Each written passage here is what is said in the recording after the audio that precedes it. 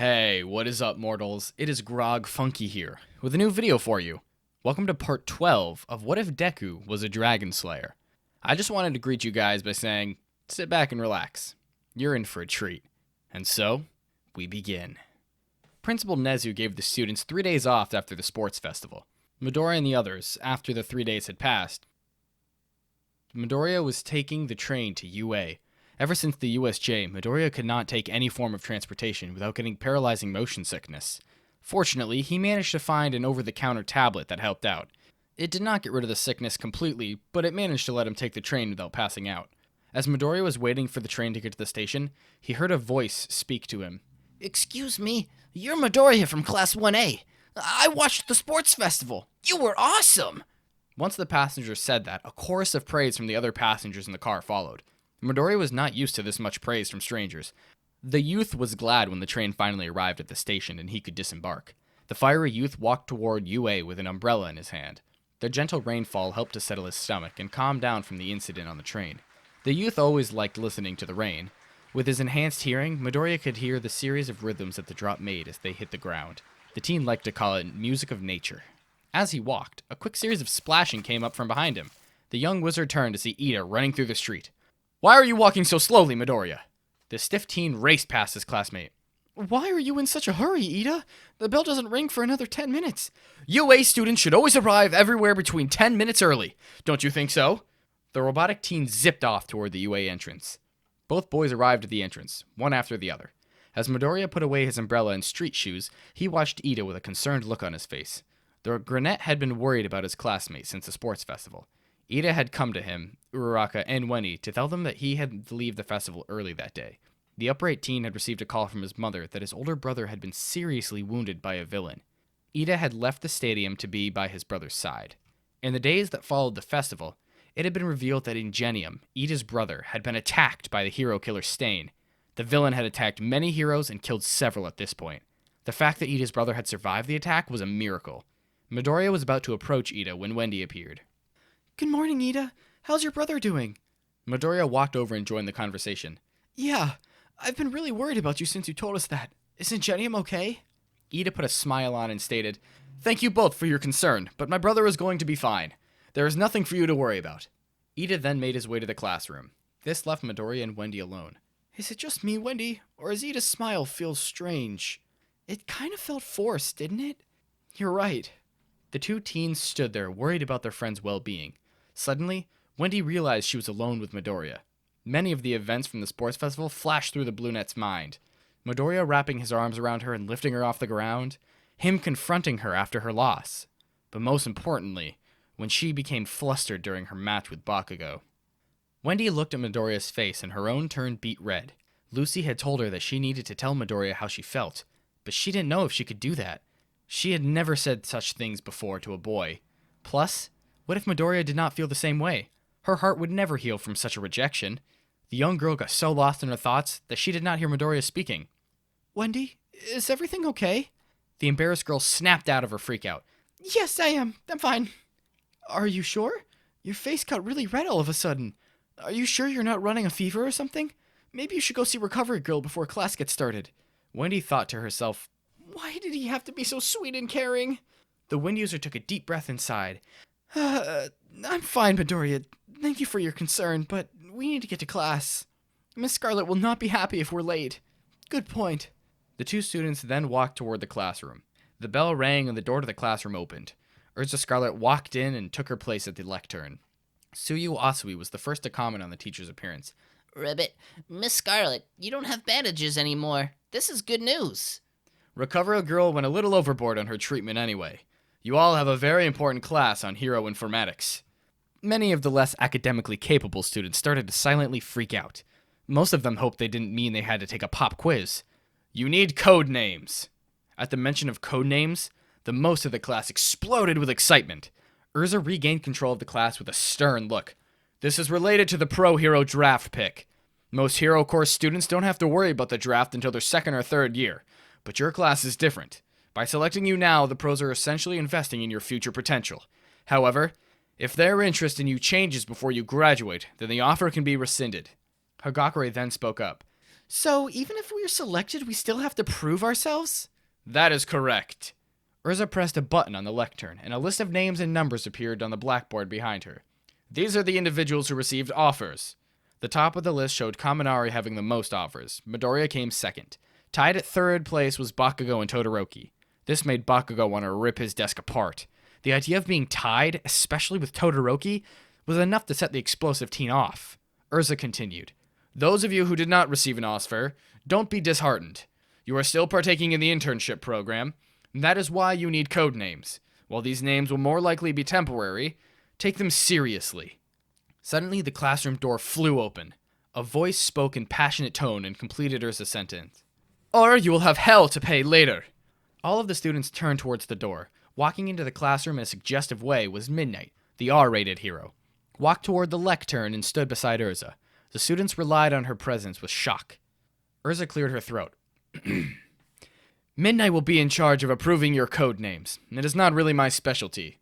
Urza had a pensive look on her face, but the crimson-haired educator did not elaborate. Okay, students, let's get started.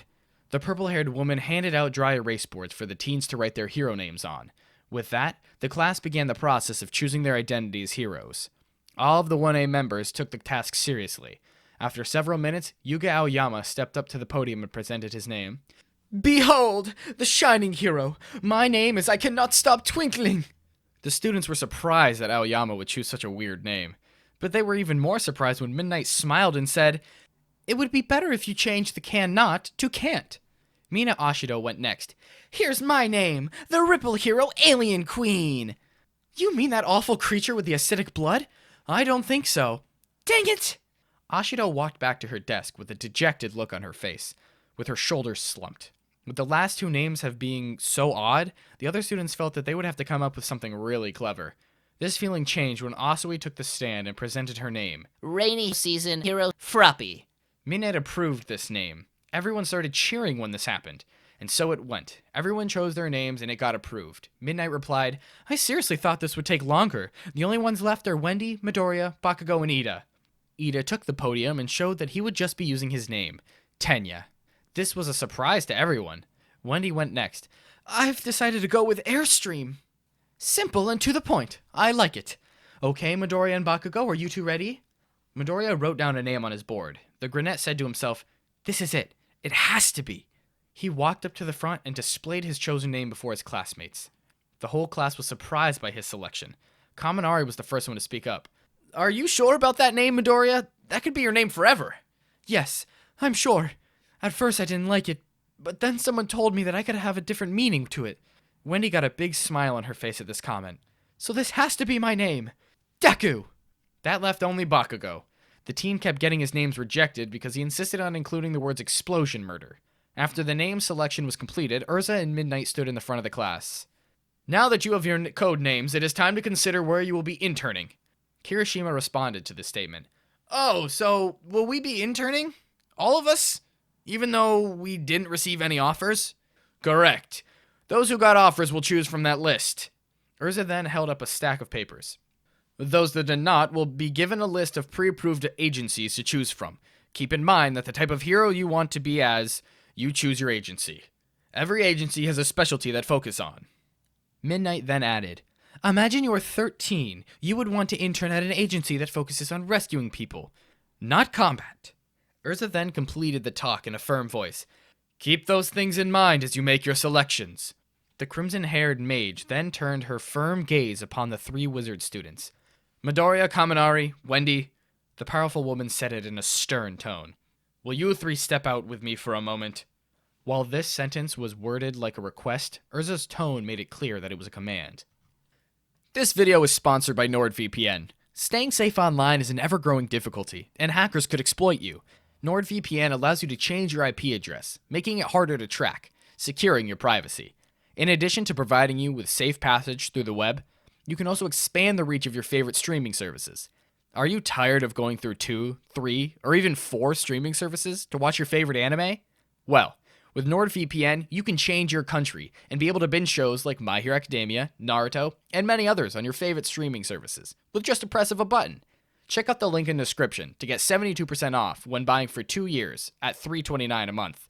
This deal is only for a limited time, and thank you to NordVPN for sponsoring this video. The 3 magic users followed Urza out of the room, down the hall, to the teacher's workroom. The 3 were concerned that they had done something wrong. Wendy was the first voice with concerns. The tiny girl spoke with an anxious tone. What did you want to speak with us about, Miss Scarlet? Urza stood in front of the 3 with the look on her face that was even more stoic than usual, if that is even possible. I first wanted to say that me and your previous master thought you 3 performed well in the sports festival. You each displayed some incredible power. In fact, we were all surprised by how much you had grown in a short amount of time. However, the 4 of us think that you still have more room for improvement. That is why I would like you to intern with our master, Makarov Dreyer. The 3 kids freaked out at hearing this name. Natsu, Lucy, and Laxus had all told them about their master Makarov Dreyer. The 3 knew that was Laxus's grandfather, and he was described as being ridiculously powerful. But none of the 3 had ever met the man in person. Midoriya looked at his classmates. All 3 silently agreed on their answer. The green teen stepped toward Urza and answered. Sensei, we would be honored to accept this internship. The 3 students bowed to their teacher. Urza nodded. Good to hear. Just make sure to mind your manners when you meet the master. He is set in his ways and does not tolerate disrespect. Good luck. With that ominous warning, Urza told the 3 to return to class and tell the others that they had until Wednesday to turn in their selection forms. After the 3 Dragon Slayers rejoined Class 1A, the others, especially Ashido, were wondering what Urza wanted with the 3. Wendy explained that the 3 of them had been recruited to work under the same hero, and Urza thought it would be a good idea for them to accept the offer. All of the others believed this explanation. The group then started to discuss what they were going to do for their internships. Meanwhile, Zeref was standing in an abandoned building. The dark-haired man was waiting for someone. Finally, a tall, white-haired man appeared before the Dark Lord. Zeref spoke in a calm tone. August, it is good to see you. What have you found out? The tall man waved his hand before him, and a briefcase appeared. It is as we feared, Lord Zeref. The man knelt down and opened the case. Inside were 8 glass spheres. I found these being handed out by the black market. Dragon Lacrema. There are no living dragons in this world. Far fewer that know how to use magic. True, master. And these Lacrema are of high quality. It is implanted in a person. It would be given them Dragon Slayer powers. These could only have come from him. Zeref got a sad look on his face. That is true. I also know that All for One has reached out to the beast. There is no telling what the partnership will cause. Zeref thought for a moment. Take these Lacrema to our hideout, and make sure they are well hidden. What about the children? Do you think they're going to be of any help? That remains to be seen. They certainly have potential. We'll have to see what they do next. Zeref looked down at his hand. The appendage shook mildly. The wizard thought to himself, looks like it won't be long. I must prepare for that day. A few days later, Urza Scarlet and the students of 1A stood in the train station. All of the students were carrying their hero costume cases. Each one of the students was filled with a mixture of excitement and apprehension. Urza spoke in a clear voice. Everyone has their hero costumes. Be careful with them. After all, none of you have permission to wear them in public yet. Also, make sure you mind your manners with the pro heroes. Good luck. See you in a week. Iida was about to take off to his internship when he was stopped by Midoriya and Wendy. The green-haired boy spoke in a full voice of concern. Iida, if anything is wrong, you know you can always tell us. We're your friends. Wendy nodded in agreement. Both Midoriya and Wendy couldn't help but smell the rage coming off Iida. The 2 students wanted to say something, but they knew they did not know how or what to say to the boy. Both Dragon Slayers knew how close Iida was with his brother. It could not have been easy for him. Iida looked up at the 2 magic users and with a blank stare. The bespectacled boy replied to the 2 students with only one word. Yes. A short time later, Midoriya, Wendy, and Kaminari arrived at a strange building. The front looked like it had been seen better days.